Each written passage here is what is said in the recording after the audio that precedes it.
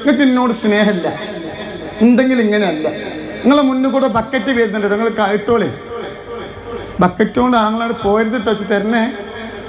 ഇനി പെണ്ണുങ്ങൾ തേൻ കിട്ടാണ്ടോ? തേൻ കിട്ടാണ്ടോ?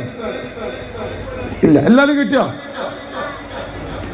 അത് അവിടെ നിന്ന് കിട്ടിയിട്ടില്ല. പിന്നെ എല്ലാരും ഒരു 5 കവർ വാങ്ങണം. അള്ളാഹു എന്നെ സ്നേഹിക്കുന്ന എന്റെ മുച്ചമണികൾക്ക് അള്ളാഹു സ്വർഗം കൊടുത്ത് അള്ളാഹു സ്വീകരിക്കട്ടെ. ഈ 10,000 ആളുകളുണ്ട്. നോക്കാൻ നിങ്ങൾ ഒരാള് ശബ്ദം ഉണ്ടോ? അതാണ് ഞാൻ ആദ്യം അള്ളാന്റെ റസൂലിനെ ഞാൻ ഈ മജ്‌ലിസിലേക്ക് വിളിച്ചത്. പേരക്കുട്ടികളെ വിളിച്ചാല് വല്യപ്പന്മാര് വരാതിരിക്കുവോ നോക്കാൻ 10,000 ആളുകൾ. ഒരു ശബ്ദം ഉണ്ടോ? നോക്കിങ്ങള് ഒരാള് ശബ്ദം ഉണ്ടോ?